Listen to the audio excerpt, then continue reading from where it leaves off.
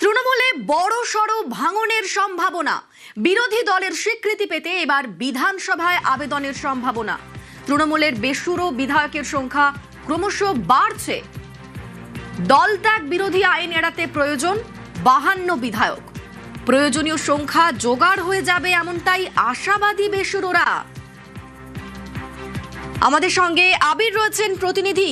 আবির, আমরা দেখেছি 4 মের পর থেকেই এই তৃণমূলের বেসুরো বিধায়ক একে একে দেখা যাচ্ছিল এবং এই সংখ্যাটা ক্রমশ বাড়ছে। আমরা গতকালকেও দেখেছি। এবার তাহলে কি তৃণমূলে ভাঙনের সম্ভাবনা প্রবল?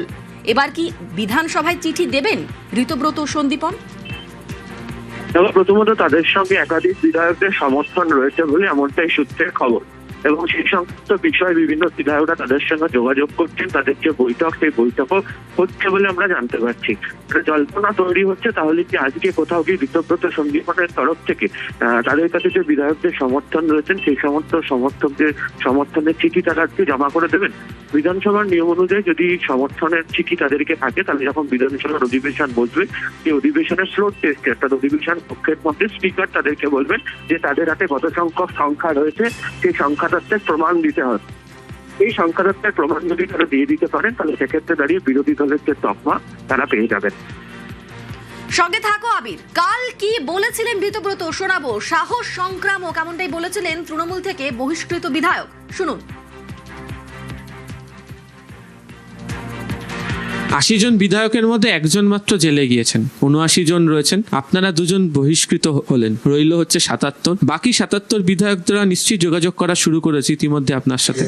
আমার সঙ্গে 2-1 বিধায়কের কথা হয়েছে, তারা জিজ্ঞাসা করছিলেন কি ব্যাপার, বললাম কি ব্যাপার। 6 তারিখ কে কখন স্ট্যান্ডিং অভিশন কার জন্য দিতে বললো, বাকিদের রিয়াকশন কি ছিল? দেখুন, আমার পেছনে যারা ছিলেন আমি দেখার সুযোগ পাইনি কি রিয়াকশন ছিল, কিন্তু আমি ইতস্তত করছিলাম, উঠে দাঁড়াতে অনেকেই করছিলেন। তিনি কে? অভিষেক বন্দ্যোপাধ্যায়, পার্টির সাধারণ সম্পাদক। দিদি হঠাৎ রেগে গেলেন, কেন উঠে দাঁড়াচ্ছেন না। আমিও উঠেছিলাম আধা, কিন্তু আমি এরকম বিধায়ককে দেখেছি, আমি তাকে কুর্নিশ করি তার সাহসকে। উঠে দাঁড়াননি, গ্যাঁট হয়ে বসেছিলেন। আমার থেকে অল্প বড়। এই যে বললাম সাহস সংক্রামক, তার সেই সাহস আমার মধ্যে সংক্রামিত হয়েছে। মন্ত্রী তাপস রায় তিনি বলছেন 2/3 সমর্থন আদায় করতে পারলে বিক্ষুব্ধদের জন্য কেল্লা ফতে। শুনুন কি বলছেন। এখন তৃণমূলের সাংসদ বিধায়কদেরই অনেকে বলছেন যে এই দলটার বেশি দিন টিকবে না। আর এই দলটার বেশি দিন টেকার কথাও নয়, টিকবেই বা কেন, একটু মিক্সড ফ্রাইড রাইস। বৈঠকে বিধায়কদের মধ্যে মাত্র 19 থেকে 20 জন হাজির, বাদবাকি বিধায়ক আসেনি। তার মানে তো তোমার 1/4 এসেছিল, তাহলে তো এমনি দলটা উঠে যেতে পারে। এবং এরা যদি একটা মিটিং করে যদি এরা নিজেদের জানায়, বলতেই পারে কিন্তু যে আমরা একে বিরোধী দলনেতা চাইছি, তাহলে তো অ্যান্টি ডিফেকশনও পড়বে না। এবার প্রশ্ন হচ্ছে, বাংলায় কি তাহলে এবার মহারাষ্ট্র মডেল? শিবসেনা এনসিপির মতোই আড়াআড়ি ভাঙবে তৃণমূল? দল ও দলের প্রতীক দুই কি হাতছাড়া হবে মমতা বন্দ্যোপাধ্যায়ের? বিধানসভায় সংখ্যা প্রমাণ হবে এমনটাই আশাবাদী নয়া প্রেসার ব্লক। আমাদের সঙ্গে আবির রয়েছেন প্রতিনিধি। আবির, তাহলে এই যে বেসুরো বিধায়করা, তারা কি আলাদা হয়ে তৃণমূলের দখল নিয়ে নেবে এবং তৃণমূলের শীর্ষ মহল তারা কি এই বিষয়টা টের পাচ্ছেন? তবে জল্পনা তো চলছেই, তার কারণ তাদের হাতে যে সংখ্যা রয়েছে সেটাকে প্রমাণ করতে তারা সচেষ্ট। এবং গত কয়েকদিন ধরে যেভাবে একাধিক শীর্ষ নেতৃত্বের ডাকা বৈঠক বাকি বিধায়করা এড়িয়ে যাচ্ছেন, আসছেন না, কোনো কর্মসূচিতে তাদেরকে দেখতে পাওয়া যাচ্ছে না। তারা যে ধরনের আচরণ করছেন, যে ধরনের বক্তব্য রাখছেন, তাদের একটা বিষয় ক্রমশ স্পষ্ট হচ্ছে যে শীর্ষ নেতৃত্বের প্রতি তাদের অনাস্থা ক্রমশ বাড়ছে, তারা কথা শুনতে চাইছেন না। এবং এক্ষেত্রে দাঁড়িয়ে কোথায় তাদের অভিযোগ, তারা কি সংক্রান্ত অভিযোগ যারা করছেন, তারা তো স্পষ্ট ঋতব্রত সন্দীপনের গলাজি যে কথা বেরোচ্ছে সেখান থেকে বোঝা যাচ্ছে। এবং যেহেতু একাধিক লোকজন তাদের সঙ্গে বৈঠক করছেন, সেই বৈঠকের মধ্যেই এই রহস্য লুকিয়ে রয়েছে। ফলে সেক্ষেত্রে দাঁড়িয়ে আগামী দিনে মহারাষ্ট্র মডেল যে পশ্চিমবঙ্গে হবে না, সেটা অস্বীকার কোনো জায়গা এই মুহূর্তে অন্তত রাজনৈতিক মহল করছে না। একেবারে সেদিকেই নজর রাখছেন প্রত্যেকেই। বাংলাতে কি এবার মহারাষ্ট্র মডেল হবে? শিবসেনা এনসিপির মতোই আড়াআড়ি ভেঙে যাবে তৃণমূল? দল ও দলের প্রতীক দুই কি হাতছাড়া হবে মমতা বন্দ্যোপাধ্যায়ের? বিধানসভায় সংখ্যা প্রমাণ হবে আশাবাদী নয়া প্রেসার ব্লক। এবং এই মুহূর্তে বড় প্রশ্ন, তাহলে কি বাকি বিধায়কদের সমর্থিত যে চিঠি তা কি আজই জমা পড়ে যাবে? মমতা বন্দ্যোপাধ্যায়, কুণাল ঘোষ তারা কি বলছেন শোনাবো। আমি যদি অভিষেককে তাড়িয়ে দিই তাহলে কেউ কেউ চলে আসবেন, আমি নিইনি আপনাদের। তার কারণ আমি আপনাদের খুব ভালো চিনি। যাদের নৈতিক চরিত্রে গাফিলতি আছে ওরা আমাদের দল থেকে চলে গেছে, আমরা বেঁচে গেছি। কারণ দলটাকে আমরা নতুন করে তৈরি করব যাতে এই ধরনের লোক আর না আসে। অনেক এমএলএর কাছে ভয় দেখানো হচ্ছে ইত্যাদি ইত্যাদি। আমাদের বিশ্বাস মমতা বন্দ্যোপাধ্যায় ঢেলে সাজাবেন দলকে। তা আমরা তো একটা সময় দেবো তাকে তো তাকেও তো একটা প্রসেস চলছে। আমি বাকি বিধায়কদের হাত জোড় করে অনুরোধ করব, যারা এই ঋতব্রতর পাল্লায় পড়ছেন, আমার একটা অনুরোধ, আমরা কেউ নির্দল জিতে আসিনি, আমরা জিতে এসেছি তৃণমূল কংগ্রেসের প্রতীকে।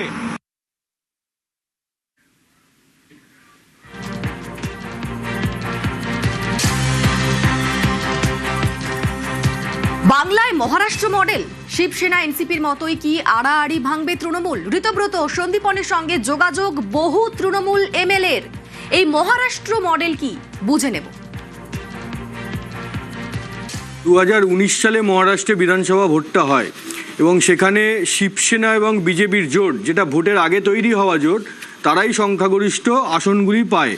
বিজেপি সবথেকে বেশি আসন পায়, বিজেপি পেয়েছিল 105টা আসন আর শিবসেনা পেয়েছিল 56টি আসন। মহারাষ্ট্রে কিন্তু এই বিজেপি শিবসেনার বন্ধুত্ব বা জোট, এটার কিন্তু একটা দীর্ঘ ইতিহাস আছে। বালাসাহেব ঠাকরের আমল থেকে শিবসেনা আর বিজেপির জোট। একটা সময় মহারাষ্ট্রে বড় ভাই ছিল শিবসেনা, ছোট ভাই ছিল বিজেপি।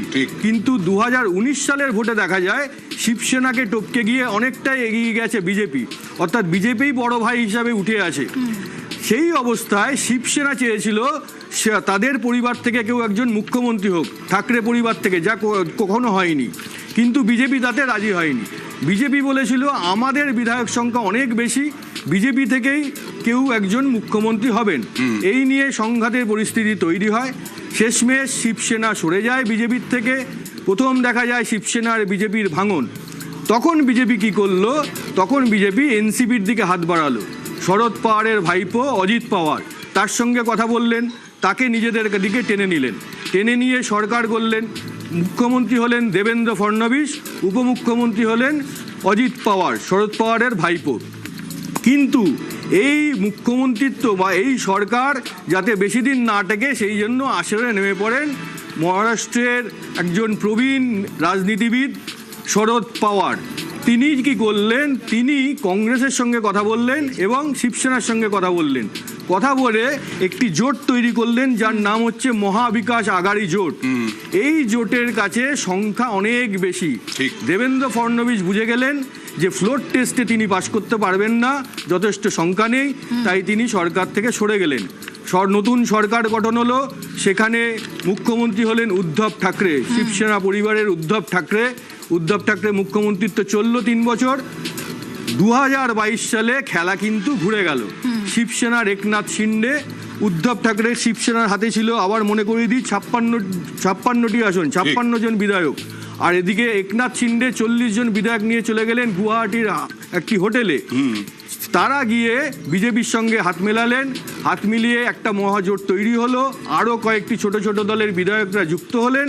তারা গিয়ে নতুন সরকার করলেন এবং একনাথ শিন্ডে ইলেকশন কমিশনের কাছে গিয়ে বললেন, দেখুন আমার কাছে সংখ্যা বেশি, আমরাই সরকারে, তাহলে শিবসেনার প্রতীকটাও আমাদের প্রতীক, আমাদের হাতে তুলে দেওয়া দরকার। ইলেকশন কমিশন সেটা মেনে নিলেন। তীর ধনুক, যেটা শিবসেনার প্রতীক, সেটা চলে গেল একনাথ শিন্ডের হাতে, আর উদ্ধব ঠাকরের হাতে এখন রইল মশাল। এই ঘটনাটাকেই বলা হয় মহারাষ্ট্র মডেল। এবং এটাও মাথায় রাখতে হবে, শুধু কিন্তু শিবসেনার ভাঙন হয়েছে তা নয়। মহারাষ্ট্রের মধ্যে মহারাষ্ট্র মডেলে এনসিপিও কিন্তু ভেঙে গেছে। শরদ পাওয়ার থেকে তার ভাইপো সরে গেছেন, অজিত পাওয়ার হয়ে গেছে, আলাদা হয়ে গেছেন। এবং অজিত পাওয়ারের হাতেও কিন্তু এনসিপির যে আসল যে প্রতীক, সেটাও কিন্তু চলে এসেছে অজিত পাওয়ারের হাতে। এইটাকেই বলা হয় মহারাষ্ট্র মডেল। তৃণমূলে বেসুরো বিধায়কের সংখ্যা বাড়ছে প্রতিদিন। তবে কি বেসুরো বিধায়করা আলাদা হয়ে তৃণমূলের দখল নেবে? দল ও দলের প্রতীক দুই কি হাতছাড়া হবে মমতার?